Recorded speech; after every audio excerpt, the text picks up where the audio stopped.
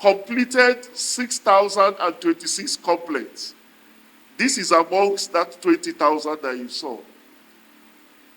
Then in the month of June again, we visited correctional centers and places of detention 78 times. This is the cross of our work, meeting those whose liberties have been deprived, going to them wherever their liberties have been deprived. We also issued 46 letters and summons to the Nigerian police. If you know the commission very well, this is one of our routine tasks. So we hope to be seeing it increasing every year, especially at state level. We also visited military formations 7 times. This is one of the not too pleasant work to do because nobody would like to go and visit our armed forces. There is not a place you visit because of the role they play in defending the nation. But where they are subject of human rights investigations that we are conducting, the commission would always go to their formations. Next, please. Now, I also would like to share with you the January to June numbers of what you just saw. You can see that, please follow the colors very well. The towering color you see up and above belongs to the number of times we sent summons and letters to the Nigerian police. In the month of March, that rose to a record 465 times. In fact, in the month of March, we recorded so many records. And it's something we are proud of, and we hope to continue to improve in subsequent months. But it's important that you know that the blue line is the number of times we visited various police stations and commands. Next, please. Now, in terms of the investigations we completed in June, the 6,000 and something investigations we completed in June, you can see the spread, which zones did well. Northeast came tops, followed by North Central and then Northwest. Then the top 5 states in resolving complaints, headquarters tops, followed by Kaduna State, Borno, Taraba, and Kwara in that order. Next. Now let's look at our observatory. What did we capture in our observatory for the month of June? For the month of June, we recorded 606 killings. I am sure from the ESC speech, you already know what composes of this. But this is our record highest in the last 2 years. And it's important that we look at that with a lot of sadness. Kidnapping reduced in the month of June to 79, which represents a 40% reduction, while killing increased by 75%. Last month was 307, I guess. Last month was 300 and, go ahead. So last month was 370, and this month was 601. So this is killings and kidnappings from January to June 2025. Very grim indeed. But we appreciate what our armed forces and law enforcement are doing to arrest all of this situation. And we continue to appeal that for every person killed is right to life deprived. And we need both the security, law enforcement, and armed forces to approach this with the vigor, the audacity, and necessity that it deserves because of human rights. Next. These are top 10 states that had killings in the month of June. There are many states, but these are just the top 10. So Benue leads with 236, out of which you know that the reference that the Executive Secretary made in his speech to a certain town, Yelewata, occupies that as well. Zamfara, Plateau, Kebbi, Borno are also there. We are also seeing some new states that are entering this very notorious group. Anambra is entering this for the first time, and you know the killing that happened in Anambra towards the end of last month. Quite unfortunate. We'll still come to that later. Now let's look at human rights issues as they occurred, as captured by our observatory. Suicides were on the rise in the month of June. We recorded 3 suicide cases, and you can see them. But the one I really want you to also focus on is violation of children's rights. From the violation of rights of a 14-year-old student who was accused by their teacher and the school for stealing and was tortured with hot iron. An 8-year-old girl was defied in Apapa. A 50-year-old raped a 13-year-old daughter, his 13-year-old daughter in Lagos. Teacher sexually assaulted 8-year-old pupil in Lagos. 47-year-old defiled a 13-year-old in Kuje, neighbor's daughter in Abuja. A 33-year-old man also was recently arrested for assaulting a 9-month-old baby. 9-month-old baby. And the reason we are highlighting all of these situations is for not just for human rights defenders, but for the media to understand that these are some of the atrocious things happening, civilians committing this against fellow civilians. This is not even related to conflict. None of these violations of the rights of the children, in this case, related to conflict. We are also seeing an alarming return of mob action.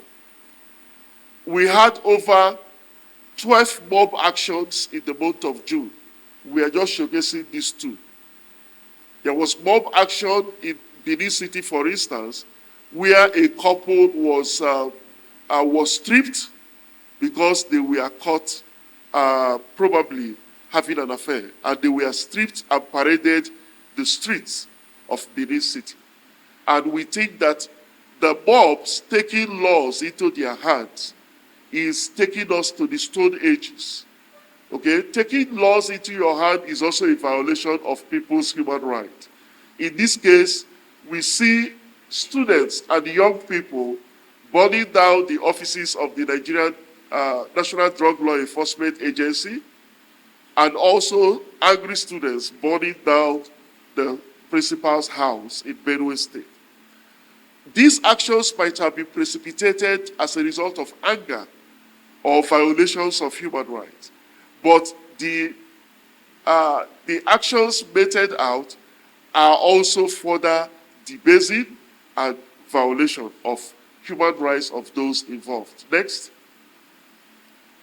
Extrajudicial killings. We recorded 2 separate incidents that happened in Chibok in Borno, where bullets from Operation Hadinkai killed 2 in Chibok, and then 2 vigilantes were accidentally killed by Nigerian Air Force strike in Maru, Zamfara State. Again, while we acknowledge that some of these may occur, we say that they constitute violation of human rights to life whenever they do. And the Nigerian Armed Forces, being a force for good, should ensure accountability, including the payment of compensation to the surviving families. We also noted in the month of June some human rights violations attributed to vigilantes. In Anambra, a woman and her 2 children were detained for 20 days by a vigilante. There is nowhere in the Constitution of Nigeria that this is defensible. Again, in the same Anambra State, in Onitsha South, a 12-year-old was gunned down by the vigilante registered by law in Anambra State. We also saw vigilante personnel killing a father of two due to private dispute in Rivers State. The truth is that vigilantes are human beings. They are probably not trained in terms of emotional intelligence and also ethical conduct. And so we call on states that adopt these laws establishing vigilantes to ensure that they are thoroughly trained to abide by norms and etiquettes that will protect and promote human rights. And then when these occur, there should be avenues for accountability as well as payment of compensation. Whatever must have been done in these three respective cases, they constitute crimes and shouldn't go unpunished. We recorded 2 violations of the rights of persons with disabilities in Ilorin, Kwara State, and also in Lagos, where denial of access and the rape of an 18-year-old occurred, respectively. We want to emphasize again about the right of persons with disabilities in Nigeria. We have an enabling act protecting the rights of persons with disability. Last year, the Federal Republic of Nigeria also acceded to the protocol to the African Charter on Human and People's Rights on the right of persons with disabilities in Africa. These 2 instruments guarantee and protect the rights of persons with disabilities. And we are following up with these cases to ensure that justice is done. Every month, we choose some issues that pertain to human rights to showcase how conflict impacts on them. This month, we are bringing you freedom of movement and association. In June 2025, we recorded, as we have already said, over 70 killings of travelers, people who are in transit, people who have a right to travel across Nigeria, beginning from Borno State, where in Guzamala, 9 travelers were killed due to an IED planted by Boko Haram. What has become now our lived-in reality is that Nigerians, due to mistrust of one thing or the other, easily kill people who are either traveling through their towns or who are traveling for some engagements within those towns and states. From what we witnessed in Benin, in Edo State some months ago, to recent of killing of 12 travelers who were going for a wedding and they were killed in Mangu, Plateau State. We want to say as a commission that this has no place under our civilization and under our constitution. Nigerians are free to travel, and when it becomes even non-registered, non-state actors that kill these people, I think it raises cause for concern. In Benue State, we have also seen consistently attacks on Benue Links. Benue Links is the state-owned transport company, and for the month of June, 13 people were abducted. 13 travelers were abducted by gunmen. Along Maiduguri-Damboa Road, we saw the killing of 4 people by roadside bomb and the injury to 10 others. The highest of the toll is Lokoja-Kaba Road, where 23 passengers were abducted, 6 injured, and 1 killed, all in the month of June. Next, please. So who are the most impacted populations that we recorded in the month of June? Of course, the ES has already given us 200 civilians have been estimated to have been killed, in Yelewata and Dauda communities in Guma local government area in Benue State. We also saw 4 civilian joint task force members in Zamfara State killed. 65 travelers, as I have mentioned previously, were either killed, abducted, or injured.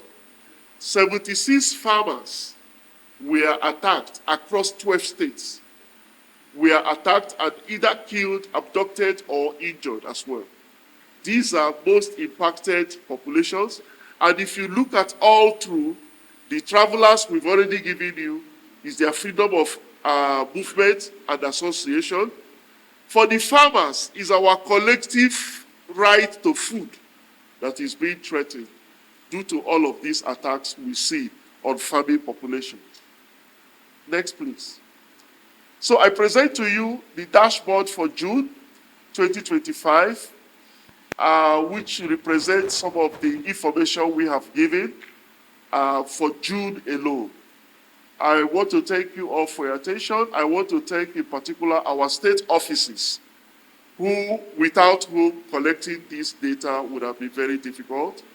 And of course, I want to thank my team as well. Thank you very much. Over to you now, Ian.